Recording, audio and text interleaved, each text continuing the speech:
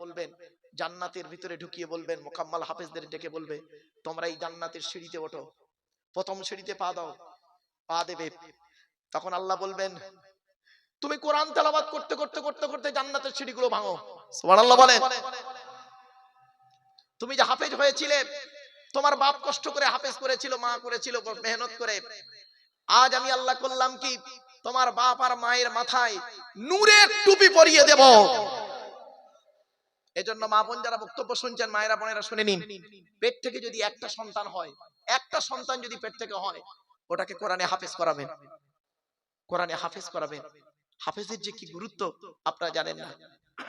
আর হাফেজ করার পরে শুধু এই জরি দর্জি ফুল মেশিনের কাজে দিয়ে শেষ করবেন না। গত পরশুদিন আমার জলসা ছিল হায়দ্রাবাদ, তো হায়দ্রাবাদে অনেক দেখি মানে হাফেজ সাহেব গেছে, ওখানে কি করে, বোরকার কাজ করে, সোনার কাজ, গড়ির কাজ করে। কোরআন তো তারা অনেকেই ভুলে গেছে, বাপ অনেকেই ভুলে গেছে, আবার অনেকেই ইয়াদ রেখেছে। তো আমি এই কথাগুলো ওখানে বলেছিলাম যে শুধু হাফেজ হয়ে কোরআনকে ভুলে যেও না। এজন্য কোরআন আল্লাহর একটা বড় নিয়ামত। এই নিয়ামত যে কি জিনিস, এর আলোচনা যারা শুনবে তারা, তাদের প্রতি আল্লাহর রহমত নাজিল করবে। এবং কোরআন থেকে যে কথা বলে আল্লাহ পাক তাকে ইলম বাড়িয়ে দেয়। জোরে বলুন সুবহানাল্লাহ। আমার বাপেরা, এজন্য কোরআনের আলোচনা শুনুন, লস হবে না। চলো, 3 নাম্বার হলো মোকাম্মাল কোরআনী হাফেজের দেহ মাটি খেতে পারে না। 4 নাম্বার, হাক্কানি আলেমের দেহ, কি বললাম বাবা, হাক্কানি আলেমের দেহ মাটি খেতে পারে না, টাটকা থাকে, পচে না। 5 নাম্বার হলো মুয়াজ্জিনের দেহ, 12 বছর যদি কেউ নিঃস্বার্থভাবে আজান দেয়, ওই দেহ মাটি খেতে পারে না, টাটকা থাকে। জোরে বলো। তাহলে আমরা তো 5টার কেউ হতে পারলাম না, তাহলে আমরা কি বাদ হয়ে যাব? 6 নাম্বার একটা লাইন আছে, বলবো? এই 6 নাম্বারটা অন্তত চেষ্টা করুন। কি? হালাল খানেওয়ালা মানুষের দেহ মাটি খেতে পারে না। কি ভাবলেন? এজন্য আমি বক্তব্যের শুরুতেই না এই হালাল খাবার কথা বারে বারে বলি। কেন বলি? যারা আলেম ভাই আছেন তারা বুঝতে পারছেন হালাল কি জিনিস। হারামকে বর্জন করুন। সুদ খাওয়া, ঘুষ খাওয়া, বিভিন্ন দিকের হারাম, লটারির টিকিট, জুয়া আর নেশাদ্রব্য জিনিস থেকে দূরে সরে থাকুন। নেশাদ্রব্য জিনিস কুল্লু মুস্কিরিন হারাম, প্রত্যেকটা নেশাদ্রব্য জিনিস হারাম, যেটা মস্তিষ্কের বিকৃতি ঘটায়। বাপেরা, নেশাদ্রব্য জিনিস থেকে সরে আসুন। অনেক নেশাদ্রব্য জিনিস এমন আছে, যেমন মানে কি বলবো, বিড়ি, সিগারেট, মানে তারপর তেরেঙ্গা, গুটকা ফুটকা এইসব খেয়ে তার ব্রেনটাকে এমন করে ফেলেছে, ও গুটকা না খেলে আপনার ওই কি বলবো আর সব কি বেরিয়েছে না, বিমল, সিগনেচার, এইসব না খেলে ওর ঘুম হয় না। আবার অনেকে এমন আছে দেখবেন, বাথরুমে গিয়ে বিড়ি না খেলে, বিড়ি বা সিগারেট না খেলে ওর বাথরুমই হয় না। খারাপ জিনিস এগুলো। এই নেশা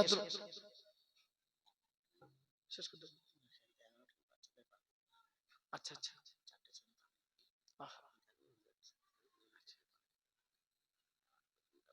আচ্ছা আমার বাপেরা, এই সেই কোরআন বাচ্চারা মুখস্থ করছে।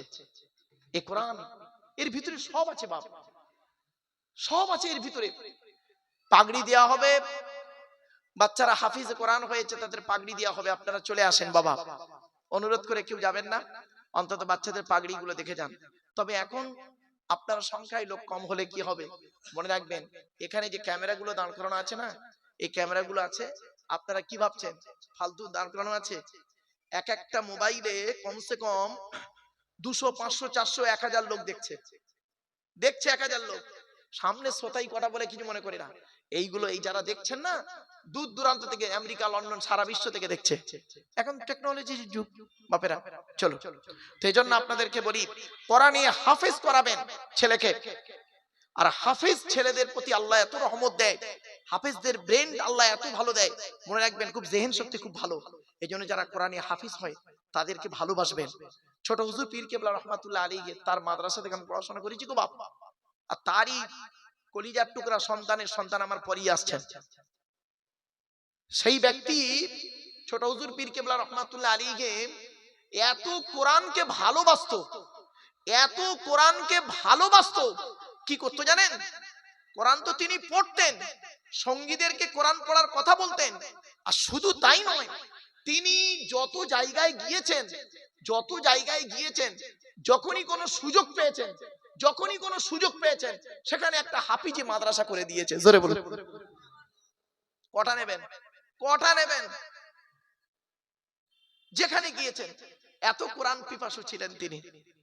আল্লাহ রাসূল বলেছেন যে কোরআন থেকে কথা বলে, কোরআনকে ভালোবাসে, তার মানে আল্লাহকে ভালোবাসা। জোরে বলুন সুবহানাল্লাহ। রাসূলকে ভালোবাসা। আরে রাসূলের চরিত্র সম্পর্কে আপনাদের কি আলোচনা করব, শুনে নিন। আল্লাহ রাসূল ইন্তেকাল করলেন। আল্লাহ, যে হাদিসটা বলতে গিয়ে চলে গেলাম গো বাবা। হ্যাঁ, তো হযরতে আবু বকর সিদ্দিক রাদিয়াল্লাহু আনহু ডান দিকে বসে আছে, বাম দিকে হযরত ওমর ফারুক বসে আছেন। এমত অবস্থায় তৎকালীন যুগের সবথেকে বড় ধনী ছিল মদিনায়, লোকটার নাম ছিল আমর জামুহ রাদিয়াল্লাহু তাআলা আনহু। মনে আছে নামটা? উনি আসছেন। তখন হযরত আবু বকর সিদ্দিক রাদিয়াল্লাহু আনহু হুজুরকে বলছেন, ইয়া রাসূলুল্লাহ, এলাকার সবথেকে ধনী লোকটা আসছে, এই দেখুন এলাকার সবথেকে ধনী লোকটা আসছে। নবীজি বললেন, আচ্ছা ওকে আসতে দাও, ওকে আসতে দাও। এলেন, এসে সালাম করলেন, আসসালামু আলাইকুম, সালাম দিলেন, জবাব দিলেন সকলে। নবীজি বললেন, বসো বসো। সাহাবীটি বসলেন। কিছুক্ষণ পরে সাহাবীটি প্রশ্ন করছে, শুনে নিন কি প্রশ্ন। তিনি বলছেন, ইয়া রাসূলুল্লাহ, আল্লাহ আমাকে অনেক অর্থ দিয়েছে, অনেক টাকার মালিক করেছে আল্লাহ। রাসূল বললেন, আলহামদুলিল্লাহ, আল্লাহ যাকে চায় তাকে সম্পদ জ্ঞান দান করেন। তারপরে বলছে, তুমি কি জানতে চাইছো বলো তো? তখন সাহাবীটা বলছেন, ইয়া রাসূলুল্লাহ, আল্লাহ তো আমার অনেক অর্থ দিয়েছে, যদি আপনি একটু বলে দিতেন মরণের আগে টাকা পয়সাগুলো কোথায় ব্যয় করলে আল্লাহ খুশি হতেন, তাহলে আমি মরণের আগে টাকা পয়সাগুলো সেইখানেই ব্যয় করে কবরে যেতাম। আচ্ছা, ওনার এই প্রশ্নটা ভালো না খারাপ? বলুন বলুন। ব্যাস, উনি প্রশ্ন করে চুপ করে বসে আছেন। উনি প্রশ্ন করে বসে আছেন, ওনাকে কেন্দ্র করে আল্লাহ পাক কোরআনের এই আয়াতটা সঙ্গে সঙ্গে জিবরাইলকে দিয়ে নাযিল করে দিলেন। শুনুন, টাকা পয়সা কোথায় ব্যয় করবেন সর্বপ্রথম শুনে নিন। ইয়াসআলুনাকা মাযা ইউনফিকুন কুল মা আনফাকতুম মিন খায়রিন ফালিল ওয়ালিদাইনি ওয়াল আকরাবিন। 2 নম্বর পারার 12 নম্বর পৃষ্ঠা 13 নম্বর লাইন, সূরার নাম সূরা বাকারার মধ্যে আল্লাহ বলে দিলেন, নবী তোমাকে ওরা প্রশ্ন করে টাকা পয়সা কোথায় দান করলে আল্লাহ খুশি হবে, নবী তুমি বলে দাও টাকা পয়সা সর্বপ্রথম তোমরা তোমাদের বুড়ো বুড়ি বাম্মার পিছনে ব্যয় করবে, আল্লাহ খুশি হয়ে যাবে। বাপেরা, বৃদ্ধ পিতামাতার পিছনে পয়সা ব্যয় করুন। আগে ভালো ছেলে হন, পরে ভালো জামাই হবেন। আমরা না ভালো জামাই হতে পেরেছি, ভালো ছেলে হতে পারিনি, ঠিক না বেঠিক? ভালো জামাই হয়েছি, ভালো ছেলে হতে পারিনি। আগে ভালো ছেলে হন, পরে ভালো জামাই হবেন। বাড়ি থেকে ভাববেন কথাগুলো, কত গুরুত্বপূর্ণ কথা। একদিন যেদিন চলে যাব, আপনিও চলে যাবেন, সেদিন বুঝবেন। চলুন এরপরে আসছি। এই আয়াত যখন নাজিল হলো, সাহাবীরা বললেন টাকা পয়সা তো ব্যয় করতে হবে। একজন সাহাবী বললেন, ইয়া রাসূলুল্লাহ, আমি যুদ্ধের ময়দানে গিয়েছিলাম, এসে দেখছি আমার মা মারা গেছে, এখন আমি কি করব বলুন। নবীজি বললেন, শোনো, তুমি যুদ্ধের ময়দানে গিয়েছিলে, এসে দেখছো তোমার মা মারা গেছে, তুমি তোমার মায়ের জন্য দুটো কাজ করবে। 1 নাম্বার, তুমি তোমার মায়ের জন্য রুহে মাগফিরাতের দোয়া চাইবে। 2 নাম্বার, তুমি তোমার মায়ের জন্য দান খয়রাত করবে, কবরে শুয়ে শুয়ে তোমার মা সওয়াব পাবে। আরেকজন সাহাবী দাঁড়িয়ে দাঁড়িয়ে বলছেন, ইয়া রাসূলুল্লাহ, ইয়া রাসূলুল্লাহ, আমার বাপ মা দুজনেই অন্ধকার নীরব নগরে চলে গেছে, এখন আমি কি করব বলুন। আল্লাহ রাসূল বললেন, মান যারা কবরা আবাওয়াইহি আও আহদিহিমা ফি কুল্লি জুমআতিন গুফিরা লাহু ওয়া কুতিবা লাহু বারাআ। নবী বলেন, জুম্মার দিনে যদি কোনো ছেলে, জুম্মার দিনে যদি কোনো ছেলে তার বাপ আর মায়ের কবরটা একবার জিয়ারত করে, ওই ছেলের দোয়ার ওসিলায় বাম্মার কবরটাকে আল্লাহ আলোয় আলোকিত করে দেয়। বাপেরা, বাড়ি থেকে ভাববেন। এই জন্য আপনাদেরকে বলেছিলাম ছেলেদেরকে একটু লেখাপড়া শেখান, মাদ্রাসায় পড়ান। মাদ্রাসায় পড়ালে কি হয় জানেন?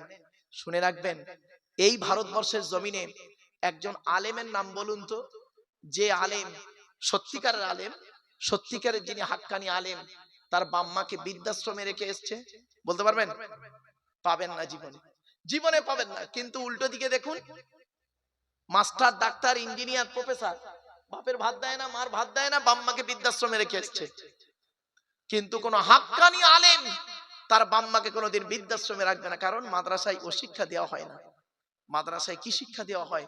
পিতামাতার সম্মান করো, ভাই বোনের হক আদায় করো, একে অপরের দায়িত্ব পালন করো, স্ত্রীর হক আদায় করো, আল্লাহর কথা মোতাবেক জীবন যাপন করো, রসুলের সুন্নাহ হাদিস মোতাবেক জীবন যাপন করো। আমার বাপেরা, কথাগুলো বাড়িতে গিয়ে ভাববেন। এতক্ষণ আপনাদেরকে বিভিন্ন দিক নিয়ে বিভিন্ন কথা বললাম। উদ্দেশ্য ছিল কি জানেন? একটাই, ফিরে আসুন। কোরআনের পরিচয় দিতে গিয়ে উদ্দেশ্য রেখেছিলাম একটাই, ফিরে আসুন, ফিরে আসুন। যুবকদেরকে বলি, যুবক বন্ধুরা, আর নয়, সময় হয়ে এসেছে। কখন মৃত্যু আসবে কেউ জানে না। অতএব যুবক যুবতীদের বলছি, ফিরে এসো। আল্লাহ কোরআনে বললেন, ইয়া আইয়ুহাল্লাযীনা আমানু তুবু ইলাল্লাহি তাওবাতান নাসুহা। হে ঈমানদার বান্দাগণ, ফিরে আয়, ফিরে আয়, ফিরে আয়। কেমন ফিরে আসবি? আর কোনোদিন ব্যাকে যাব না, কোনোদিন ব্যাকে যাব না। পাপ কাজ থেকে ফিরে আয়। আল্লাহ বলছেন, তোরা পাপ করেছিস আমি জানি তো। আল্লাহ বলছেন, তুই জেনা করেছিস, এই যুবক যুবতী, তুই জেনা করেছিস আমি জানি, মদ খেয়েছিস আমি জানি, তোরা পাপ করেছিস আমি সব জানি। তবে আমি একটা সুযোগ দিচ্ছি, কি? অমাইয়া আমাল সুআন আও ইয়াযলিমি নাফসাম সুম্মা ইয়াস্তাগফিরিল্লাহ ইয়াজিদিল্লাহ গফুরুর রহিমা।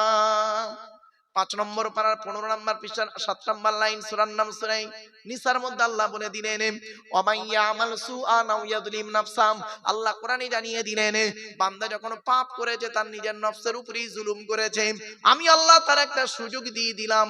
সুম্মা ইস্তাগফিরিল্লাহ, তুই একবার তওবা ইস্তেগফার কর। পাপ করেছিস আমি আল্লাহ জানি, একবার তওবা ইস্তেগফার কর। সুম্মা ইস্তাগফিরিল্লাহ করলে কি হবে? ইয়াজিদিল্লাহ গফুরুর রহিমা, আমি আল্লাহ তোদের জীবনের গুনাহগুলো maaf করে দেব। আমার বাপেরা, পাপের কথা খেয়াল করে আল্লাহর কাছে কাঁদুন। এত কষ্ট করে বসে আছেন, তাহাজ্জুদের সময় হয়ে গেছে, তাহাজ্জুদের সময় হয়ে গেছে, এত কষ্ট করে বসে আছেন তো রাসূলুল্লাহর হাদিসটা শুনুন। আল্লাহর নবী বলেছেন, হুররিমাতিন নারু আলা সালাসাতি আয়ুনিন, 3 ব্যক্তির চোখ জাহান্নামের আগুন হারাম। 3 ব্যক্তির চোখ জাহান্নামে যাবে না। হুররিমাতিন নারু আলা সালাসাতি আয়ুনিন, আইনুন বাকাত মিন খাশিয়াতিল্লাহ, যে চোখটা নাকি নিজের পাপের কথা খেয়াল করে চোখের পানি ফেলে, ওই চোখ কোনোদিন জাহান্নামে যাবে না। এজন্য অনুরোধ করে বলে যাচ্ছি, এখন বয়সটা হয়তো 60-70 হয়ে গেছে, কিন্তু একবার খেয়াল করুন তো, 25 বছর বয়স, 20 বছরের বয়স যখন ছিল আপনার, 20 বছর বয়স যখন আপনার ছিল, এই এলাকার কত পাপ কাজ করে লিপ্ত ছিলেন আপনি? ওই অতীতের কথা খেয়াল করে চোখের পানি ফেলুন। আইনুন বাকাত মিন খাশিয়াতিল্লাহ। 2 নাম্বার চোখটার নাম কি? আইনুন সাহারাত ফি সাবিলিল্লাহ, যে চোখটা নাকি রাত্রি জেগে জেগে, রাত্রি জেগে জেগে আল্লাহর ইবাদতে রাতটা কাটিয়ে দেয়। জোরে বলুন। এই যে আপনি রাত্রি জেগে আছেন, কোরআনের আলোচনা শুনছেন, হাদিসের আলোচনাগুলো শুনছেন, বাড়িতে গিয়ে আমল করবেন, দেখবেন এ চোখ জাহান্নামে যাবে না, জান্নাতে যাবে, রাসূলের ওয়াদা। 3 নাম্বার চোখটার নাম কি?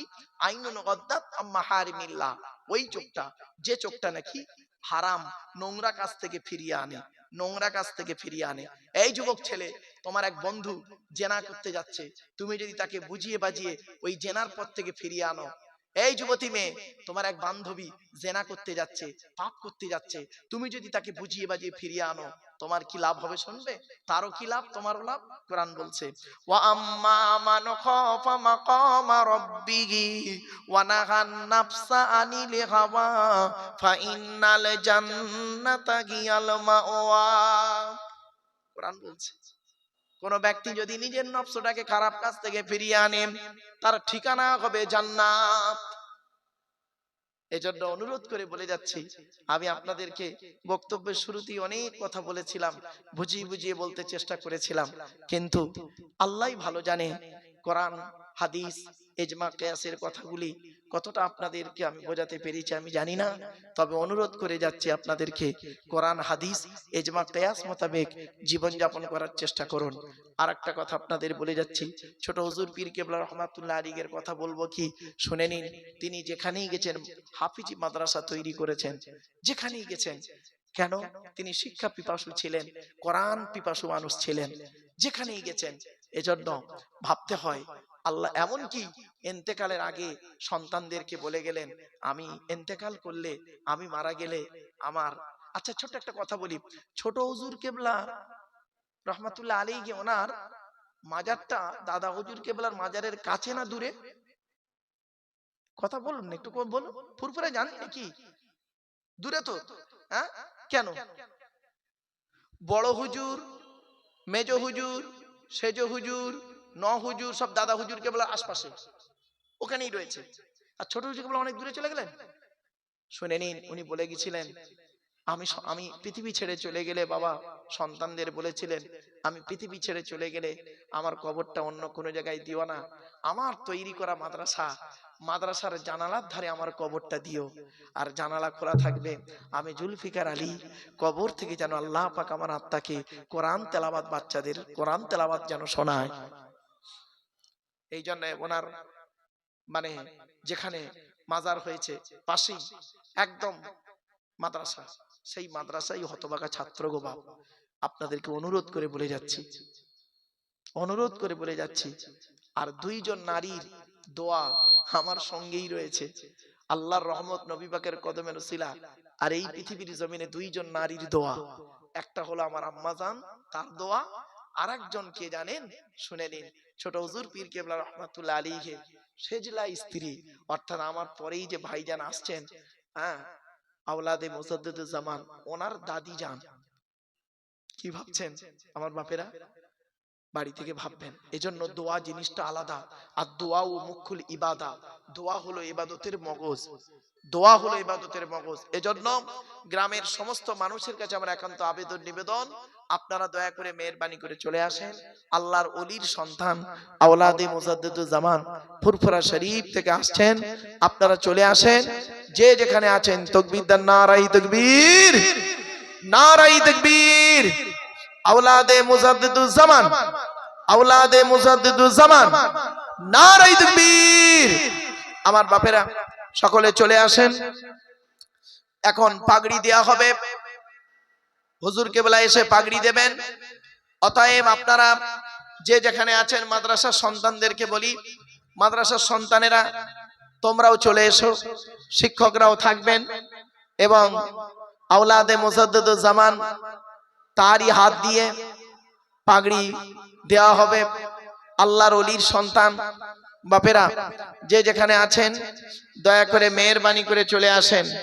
একবার দরুদ শরীফ, আল্লাহুম্মা সাল্লি আলা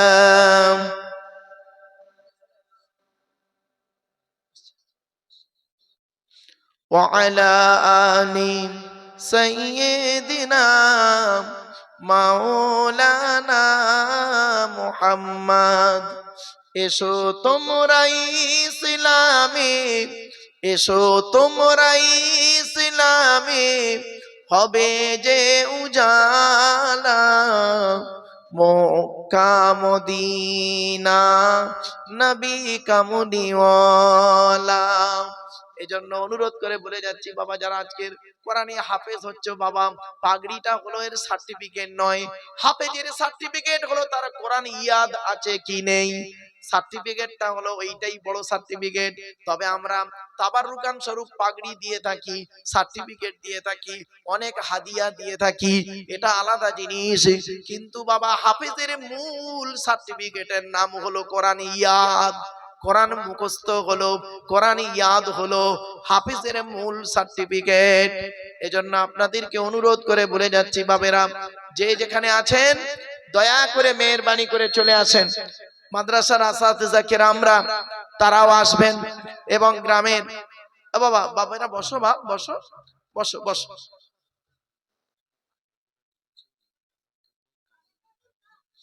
এই মাদ্রাসার পাগড়িগুলো দিয়েছেন নিউ টাউন থেকে কামিনুর ভাই, তিনি তার আত্মীয়দের জন্য, রুহে মাগফিরাতের জন্য, তিনি ব্যবসায়ী নাকি, সবকিছু যা মানে সন্তানদের পাগড়িদের পা থেকে, পায়ের জুতো থেকে নিয়ে মাথার টুপি পাগড়ি পর্যন্ত, কোরআন শরীফ পর্যন্ত কামিনুর ভাই দিয়েছেন তার মায়ের জন্য, তাই না? মায়ের জন্য দিয়েছে। চিন্তা করতে পারেন। আমার অনুরোধ রইল আমার ভাইরা, আপনাদেরকে আমি অনুরোধ করছি, আপনারা যেখানে আছেন দয়া করে মেহেরবানি করে চলে আসেন। আল্লাহ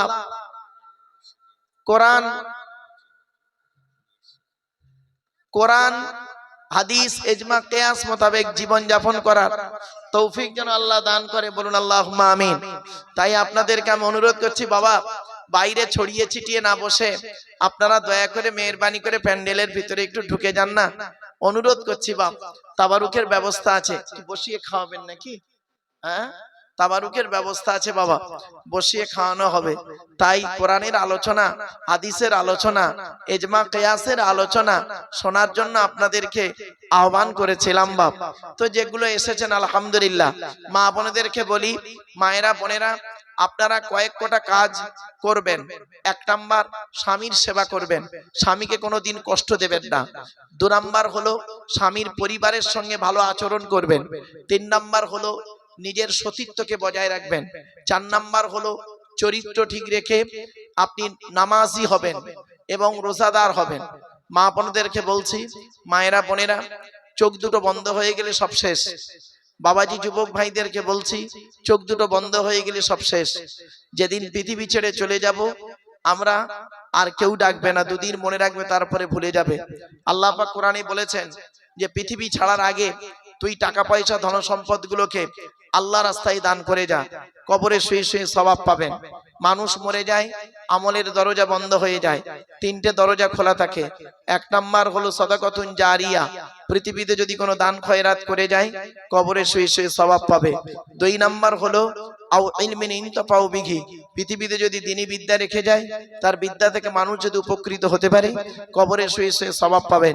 3 নাম্বার হলো আও ওয়ালাদিন সালিহিন ইয়াদউ লাহু, পৃথিবীতে যদি নেক সন্তান জন্ম দিয়ে যায়, ওই নেক সন্তান যদি আল্লাহর কাছে দোয়া চায় কবরে শুয়ে শুয়ে সওয়াব পাবে। এজন্য আমি অনুরোধ করছি আপনাদেরকে, সন্তানদেরকে মাদ্রাসায় পাঠান। মাদ্রাসায় হিফজ করানোর সাথে সাথে আরো আধুনিক শিক্ষায় শিক্ষিত যাতে ছেলেরা হতে পারে, সে চিন্তা ভাবনা মাদ্রাসা কমিটির থাকবে। আপনার সন্তানকে আপনি মাদ্রাসাতে পাঠান, কোরআনের শিক্ষা দিন। রাসূল বলেছেন প্রত্যেক পিতামাতার দায়িত্ব হলো ছেলে মেয়ের উপরে 3টি। 1 নাম্বার হলো আইয়াকসিনা ইসমাহু, ছেলে মেয়ে জন্মগ্রহণ করলে সুন্দর সুন্দর নাম রাখতে হবে। 2 নাম্বার হলো ওয়াইজা ওয়ালাদা ওয়া ইউআল্লিমুহুল কিতাবা, ছেলে মেয়ে যখন কথাবার্তা বলতে শিখবে তখন তাদের লেখাপড়া শেখাবে, কোরআনের শিক্ষা দেবে, হাদিসের শিক্ষা দেবে, সুন্নাতের শিক্ষা দেবে। আর 3 নম্বরে বলা হলো ওয়াইজা বালাগা ওয়াইজাউ বিজা ওয়াইজা আদরাকা, যখন সন্তান প্রাপ্তবয়স্ক হয়ে যাবে, বিয়ের সময় যখন এসে যাবে, কি কন্যা কি পুত্র, পিতামাতার দায়িত্ব হলো সঠিক সময়ে তাদের বিবাহের ব্যবস্থা করবে। যদি সঠিক সময়ে বিবাহ না দেন তাহলে কি হবে, ওই সন্তান যদি ব্যভিচারে লিপ্ত হয় তাহলে আপনি পিতামাতা ওই পাপের বোঝা আপনাকে টানতে হবে। সেজন্য আপনাদেরকে আমি অনুরোধ করছি, ছেলে মেয়েদেরকে সুশিক্ষায় শিক্ষিত করুন, আর মাদ্রাসায় ছেলে মেয়েদেরকে পাঠান, তারা যাতে কোরআন হাদিস ইজমা কিয়াসের কথাগুলো শুনে আদর্শবান হতে পারে, মহানবীর আদর্শে আদর্শবান হতে পারে, সেই দিকে তাদের প্রতি লক্ষ্য রাখুন। এবং মাদ্রাসার গণ্যমান্য শিক্ষকরা আছেন, যোগ্যতম শিক্ষকরা আছেন, তাদের কাছে সন্তানদেরকে পাঠান। এবং যদি কিছু জানার যদি থাকে আলেম উলামাদের কাছে বসে ভুলটাকে সংশোধন করে নিন। আপনি ভুল নিয়ে চলবেন না, হাক্কানি আলেমদের কাছে বসে আপনি কোরআন হাদিস ইজমা কিয়াসের কথাগুলো আপনি শিখে নিন, বুঝে নিন, নিজের জীবনে ভুলকে সংশোধন করে নিন। তাই আমি আপনাদের কাছে অনুরোধ করছি, আপনারা দয়া করে মেহেরবানি করে এখানে চলে আসেন। যে যেখানে আছেন আপনাদের কাছে আমার একান্ত করজোড়ে আবেদন নিবেদন রইল, আপনারা চলে আসেন। কারণ এখনই ছেলেদেরকে পাগড়ি দেওয়া হবে, তারপরে হুজুর কেবলা দোয়া করবেন, আখেরি মোনাজাতে সকলে শামিল হবেন। রাসূলুল্লাহ বলেছেন আর-দুআউ মুখুল ইবাদা, দোয়া হলো ইবাদতের মগজ, অতএব দোয়াতে শামিল হবেন প্রত্যেকেই। আর মুজাদ্দিদুজ জামান দাদা হুজুর পীর কিবলা রহমাতুল্লাহ আলাইহির মতাদর্শে কোরআন হাদিস ইজমা কিয়াস মোতাবেক তার এই সিলসিলাকে আঁকড়ে ধরবেন।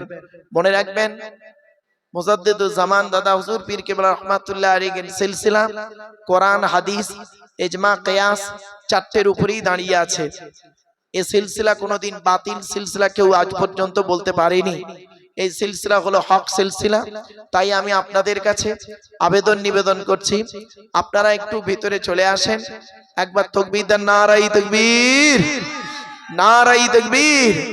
আওলাদে মুজাদ্দিদুজ জামান, আওলাদ মুজাদ্দিদুজ জামান, নারায়ে তাকবীর। বাপেরা একবার তাজিমান একটু দাঁড়িয়ে যান বাবা, তাজিমান একটু দাঁড়িয়ে যান, নারায়ে তাকবীর। আমার বাপেরা চলে আসেন, যে যেখানে আছেন দয়া করে মেহেরবানি করে চলে আসেন। যার অপেক্ষায় আপনারা আছেন, চাতক পাখির ন্যায় চেয়ে আছেন, তিনি এসে গেছেন। তিনি এসে গেছেন, তার আলোচনা এখনই শুনবেন এবং তার হাত থেকে আপনারা ফারাগাত হবে, বাচ্চাদেরকে মানে পাগড়ি দেয়া হবে। আপনারা দয়া করে মেহেরবানি করে চলে আসেন। নারায়ে তাকবীর, নারায়ে তাকবীর। আমার বাপেরা চলে আসেন, কেউ বাড়িতে থাকবেন না।